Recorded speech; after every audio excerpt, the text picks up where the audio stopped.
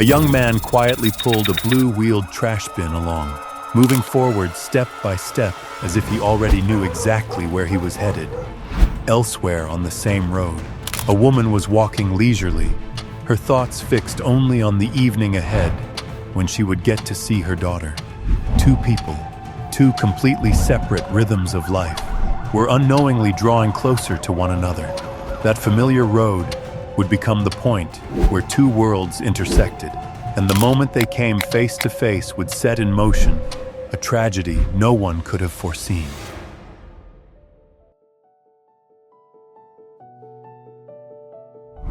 Lindsay Birbeck, 47, was an active woman from Accrington, Lancashire, England, and walking or jogging had become an almost inseparable part of her daily life for many years. On the afternoon of August 12, 2019, at around 4:00 p.m., Lindsay left her home for her usual walk, making use of the time before her daughter Sarah and her boyfriend were due to come over for tea at 6:00 p.m. I picture her moving at an unhurried pace along Burnley Road, crossing Peel Park Avenue and heading toward the Coppice area, a densely wooded place with familiar footpaths in Accrington. This was not her first time there. On the contrary, it was somewhere she had visited many times before, enough to create a sense of safety and familiarity. With dog walkers, families spending time outdoors, and older residents regularly stopping by to enjoy the fresh air, there was no reason for her to worry that this would be anything other than an ordinary afternoon. Around the same time, another woman named Zoe Braithwaite was also walking in the Coppice. She was enjoying a fairly peaceful summer walk when she noticed a young man wearing a dark hoodie and tracksuit bottoms, his hands buried deep in his pockets, walking along a path close to her route. He was alone and displayed something unusual in his behavior, making Zoe feel uneasy even though she could not point to any specific action.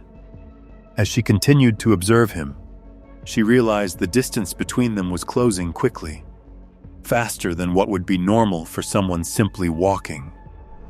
A sense of concern set in, and Zoe decided to leave the area by picking up her pace and heading downhill, while also looking for the presence of other people nearby.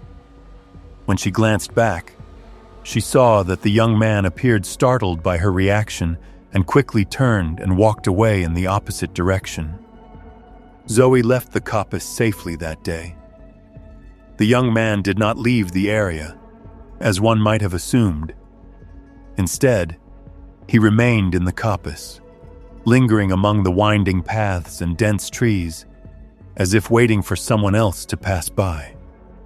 Just minutes after Zoe left, Lindsay Birbeck entered the Coppice along her familiar route, completely unaware that a danger was nearby. At around 4:30 p.m., Lindsay's phone suddenly stopped working altogether, with no calls or messages sent or received. The device is believed to have been switched off or rendered inactive, and the evidence suggests this was not the result of any deliberate action on Lindsay's part, but rather due to another event that occurred during that time. She said, "I'll see you at 6. Love you."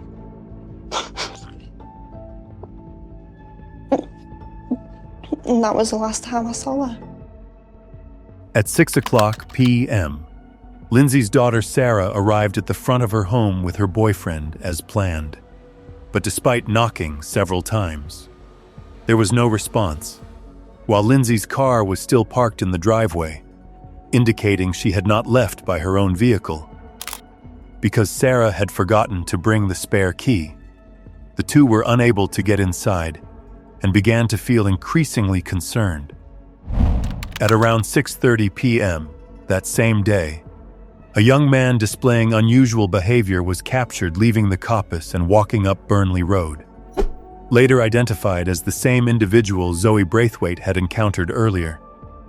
His jacket was unzipped, exposing his upper body, and the knees of his tracksuit bottoms were wet, giving the impression that he had been involved in something far more physically demanding than an ordinary walk. Footage recorded the moment he exited the coppice and showed that over the following 1.5 hours, he passed through areas within the camera's view on 2 separate occasions. By 6:55 p.m., he appeared again, this time wearing a backpack, and later at 8:28 p.m., the camera captured him pulling a blue-wheeled trash bin. Moving in the direction of Accrington Cemetery, located just about a 4-minute walk away. Sarah Birbeck tried repeatedly to send messages to her mother, but received no response. Something completely out of character for Lindsay, who had never changed her plans without calling or texting beforehand. As the evening wore on, the silence became more unsettling with every passing minute. At around 11:45 p.m., Sarah called her father, Tim Birbeck, after being unable to reach her mother, and the two then returned to Lindsay's house with a spare key. Once inside, they searched through every room but found no sign of her, while everything in the house remained undisturbed, with no indication of disruption or anything out of the ordinary. Faced with an increasingly alarming situation, at 12:11 a.m. on August 13, 2019, Tim Birbeck contacted the police to report that Lindsay Birbeck could not be reached and was considered missing from her normal daily routine. Shortly after receiving the report, authorities quickly moved to carry out the initial stages of the investigation to determine what might have happened to Lindsay Birbeck. At the same time, details about her life gradually came into focus, beginning with her relationship with Tim Birbeck. Tim met Lindsay when she was in her early 20s during an ordinary social outing, and from that first meeting, the two quickly formed a close bond. After many years of dating, their relationship eventually led to marriage. So she was tall, dark-haired, stunning, just everything I liked. When she agreed to meet me again, I thought, winner. We got married 3 years after we'd been together. After building a family together, Lindsay Birbeck and Tim Birbeck welcomed 2 children, Stephen Birbeck and Sarah Birbeck. And to those around her, Lindsay was always remembered as a devoted and deeply caring mother. Professionally, she worked as a teaching assistant supporting children with special needs at Huncote Primary School, a role she embraced with patience and a genuine desire to give others a better chance in life. The work gave Lindsay a strong sense of purpose and emotional fulfillment. Yet over time, changes began to take shape in her personal life. Gradually, her relationship with Tim grew less close, and after nearly 20 years together, they made the decision to separate and live apart. Although no longer husband and wife, they maintained a respectful and supportive relationship for the sake of their children, continuing to see themselves as a family in a different way. Tim remained ready to step in whenever Lindsay needed help, and that sense of care was evident on August 13th, 2019, when he was immediately by the children's side as Lindsay could not be reached. Soon after news of Lindsay's disappearance spread, a large-scale search effort quickly took shape, drawing people from across the area to the coppice, which was believed to be the last place she had been seen. Police worked alongside handlers with specially trained dogs to track possible traces, while the Lancashire Fire and Rescue Service and experienced search and rescue volunteers contributed manpower and specialist skills. Many local residents also gave their time willingly, from joining the search on the ground to helping share information. Drones and helicopters were deployed to scan the coppice and surrounding areas from above, alongside coordinated efforts on social media, where volunteers designed and distributed flyers throughout Accrington. To support the investigation, police also released CCTV footage on television showing Lindsay Birbeck walking along the path leading into the coppice on the day she did not return home, hoping that someone might recognize something and come forward with a crucial lead. We'd got CCTV that showed Lindsay walking down Burnley Road, and we know she turned off onto Peel Park Avenue, and that leads to the entrance to the coppice. The coppice is a large hilly area. It's got lots of pathways, it's got lots of trees, it's got lots of foliage. We knew from the family that Lindsay would quite often go running there and would run for miles, and she'd often go walking there. So everything from Lindsay's background and the CCTV was indicating that could be where she'd gone. As August 19th, 2019 passed, it marked exactly 1 week since Lindsay Birbeck had vanished from her normal daily routine, and officially, she was still listed as a missing person. However, with the prolonged silence and the absence of any positive developments, the hope that Lindsay might be found safe grew increasingly fragile with each passing day, leaving a heavy, oppressive weight hanging over her family and everyone involved in the search. Seeing Stephen and Sarah going through it made it worse. The kids, you can see it in their eyes, they're broken. Everybody were. Have a minute. On August 24th, 2019, Morgan Parkinson was walking his dog in the area of Accrington Cemetery when the dog suddenly bolted toward a tree-covered section hidden along the edge of the cemetery. Despite Parkinson calling out loudly for the dog to return, it ignored him and continued sniffing the ground in an unusual manner. As he moved closer to pull the dog away, he unexpectedly stepped on something soft beneath his foot and immediately recoiled in shock, tightening his grip on the dog's collar. At that moment, a strong and unpleasant odor filled the air, indicating signs of prolonged decomposition. In front of him was the body of a victim, wrapped in a clear plastic bag and placed inside a shallow grave, loosely covered with leaves in an apparent attempt to conceal it. Realizing the seriousness of what he had discovered, Morgan Parkinson quickly left the area and contacted the police to report the finding. Upon receiving the report, authorities quickly arrived at the scene and carried out the initial response procedures. At around 7 o'clock p.m. on August 24, 2019, Lindsay Birbeck was formally confirmed to have been found at Accrington Cemetery. And from that moment, the search for a missing person officially shifted into a serious criminal investigation. The discovery site was sealed off to allow for evidence collection, while the victim's body was transferred to forensic authorities for examination. During this process, forensic pathologist Naomi Carter stated that there were indications of a severe act affecting Lindsay's right leg after life had already ended, most likely connected to an attempt to conceal what had occurred. The traces suggested that this action was carried out using a serrated tool, and the depth of the damage pointed to the seriousness of the act, raising questions about whether the individual responsible had attempted to alter the body to make movement easier, but was ultimately unsuccessful.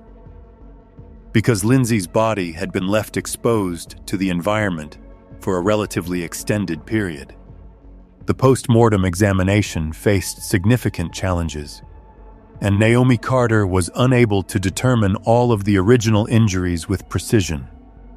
Prolonged exposure to natural conditions meant the body had undergone natural decomposition, altering skin color and physical characteristics and thereby limiting the scope of detailed analysis.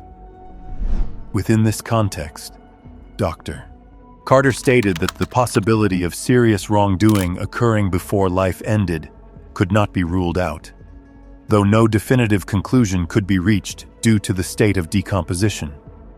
One important detail noted was that Lindsay's fingernails remained intact, opening up the possibility that valuable biological traces may have been preserved, potentially providing crucial support to investigators in identifying the person responsible in connection with the case involving Lindsay Birbeck. pathologist who ultimately examined Lindsay's body wasn't able to rule out there being sexual activity. And I wonder if it was sexual activity the killer was initially seeking as opposed to murder. To me, the murder itself seems to be a byproduct of the killer wanting to engage sexually with a woman.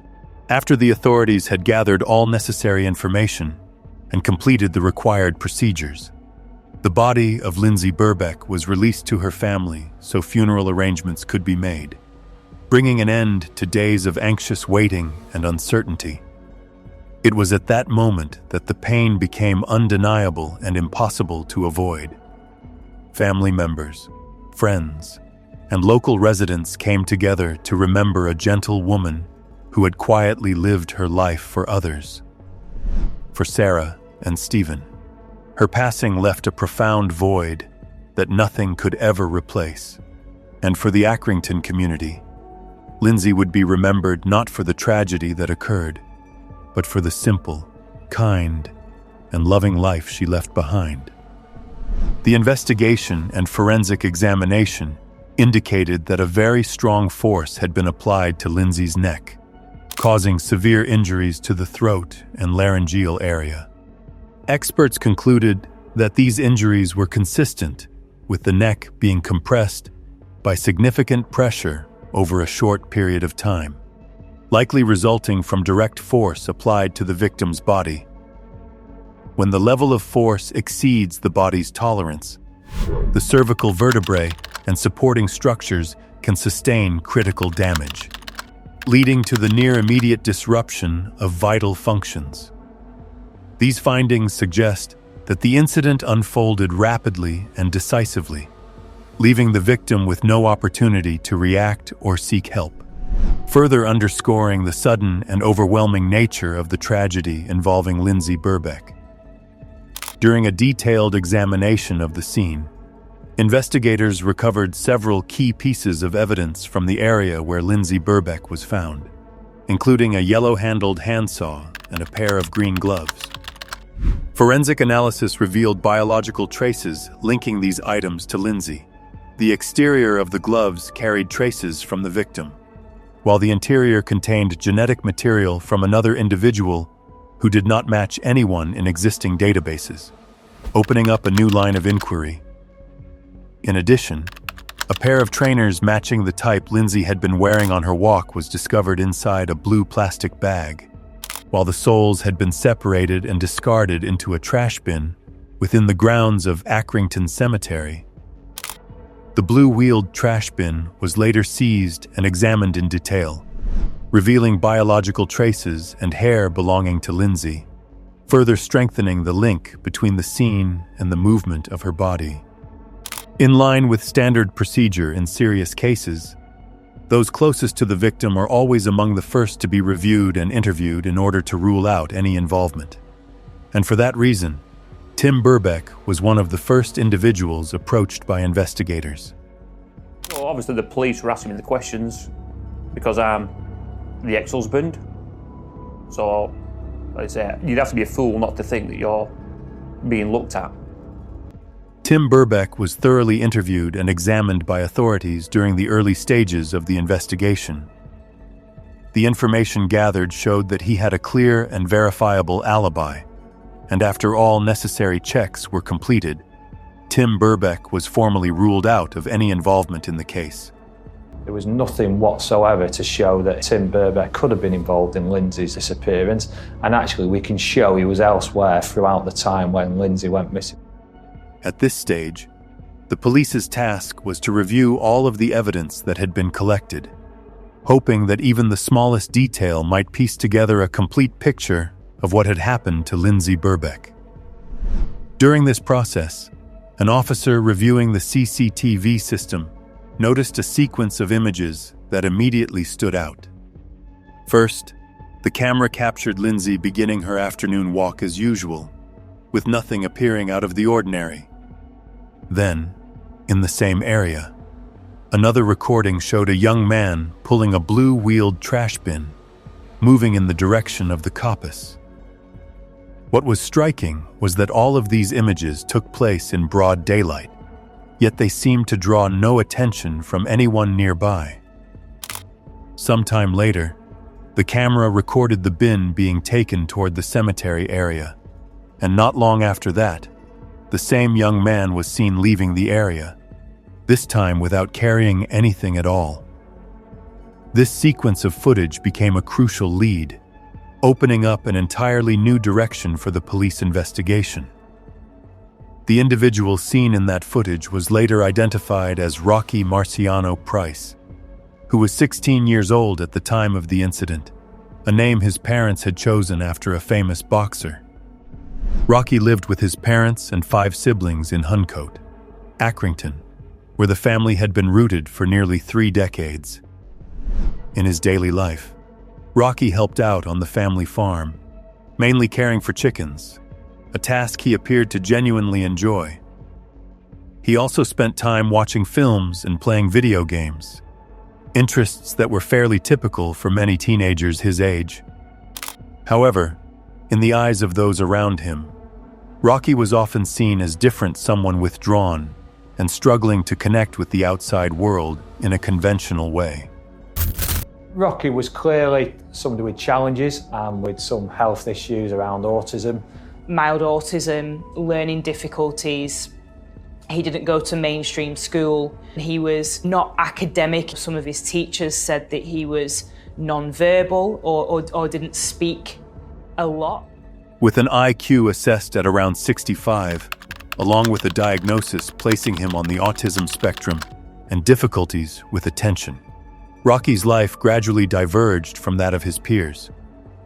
Rocky Marciano Price attended an alternative school designed for students with special educational needs, where teachers described him as extremely quiet and rarely communicating verbally in daily activities.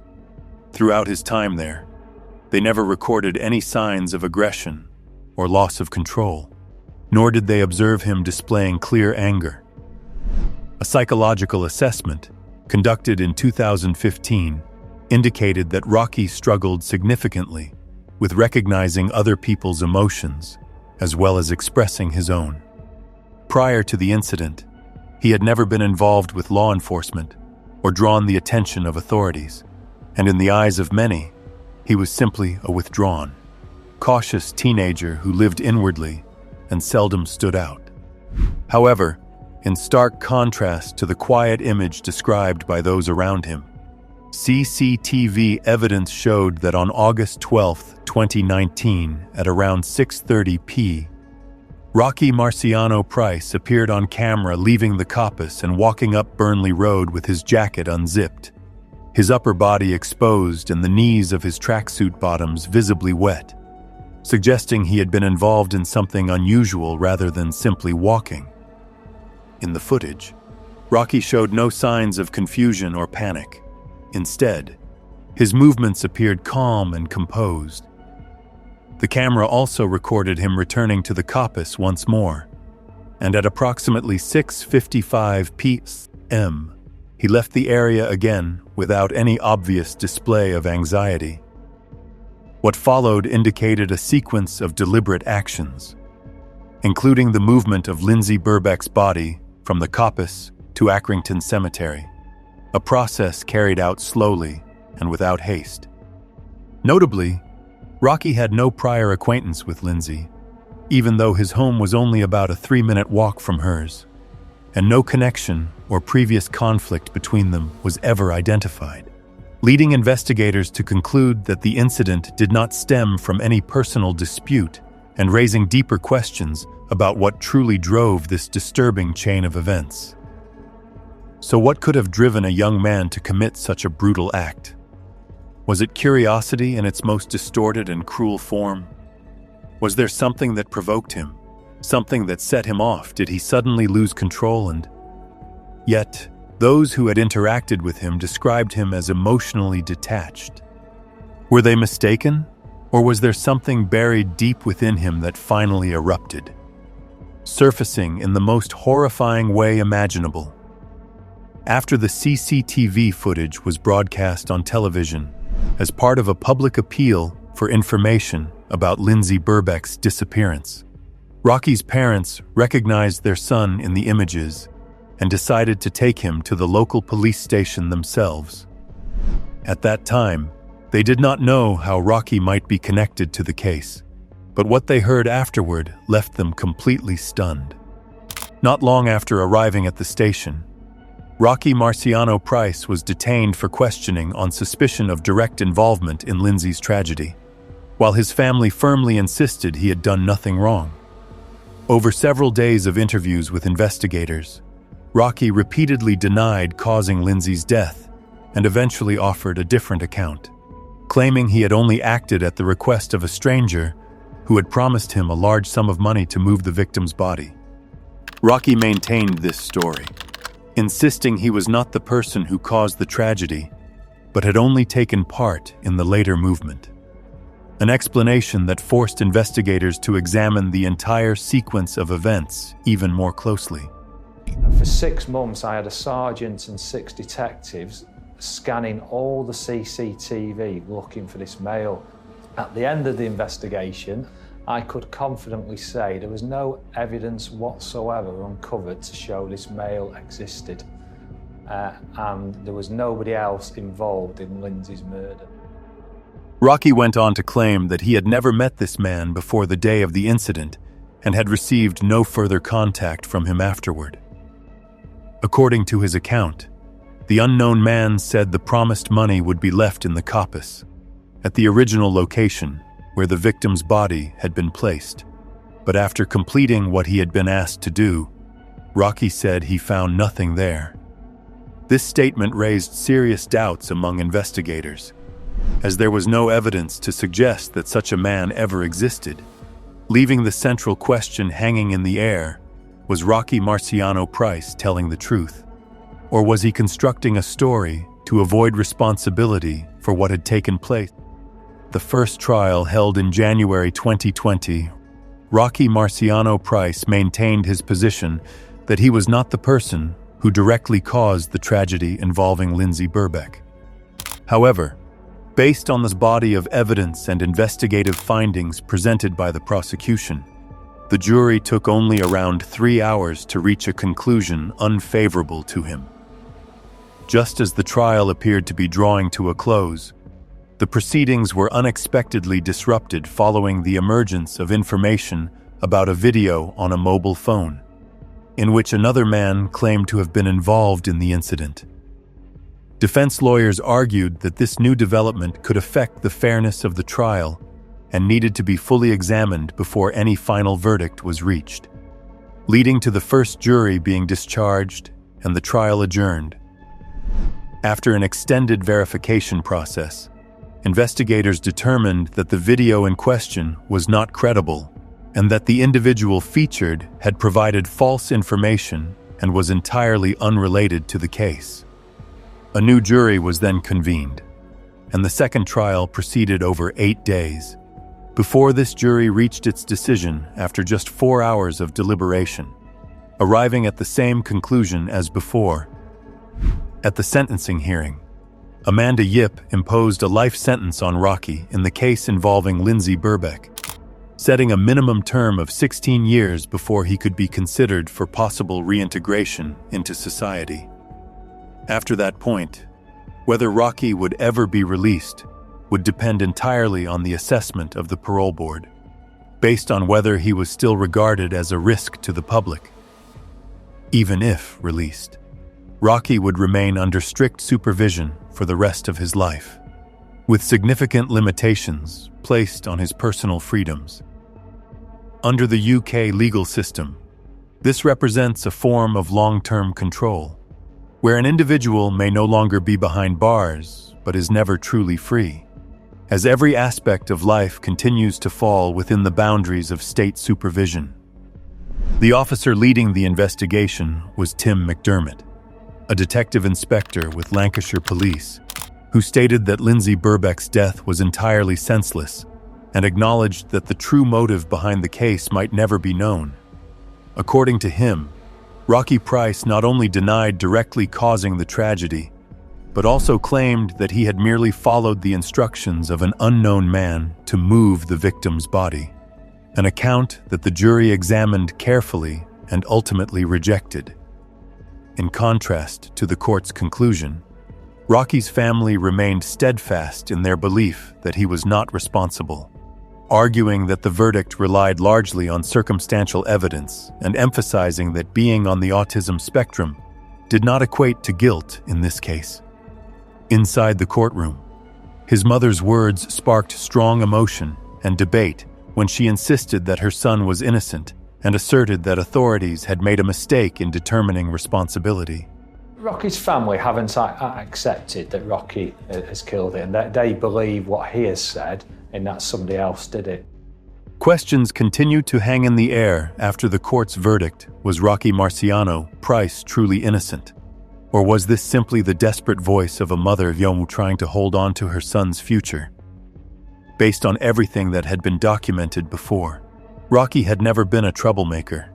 Teachers had never witnessed any outbursts or aggressive behavior from him, and that very fact has made the chain of events difficult for many to comprehend.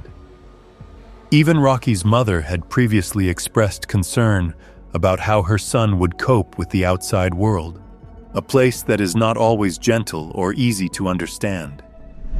Some studies suggest that a small proportion of individuals on the autism spectrum with cognitive limitations may experience episodes of loss of control.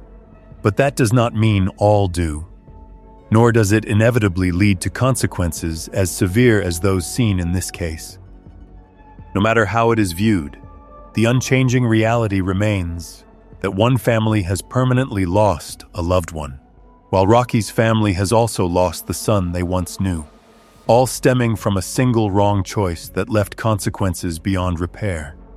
I don't think it'll be possible to rebuild after this, because like most mums in most families, they are a big person to have in your life. So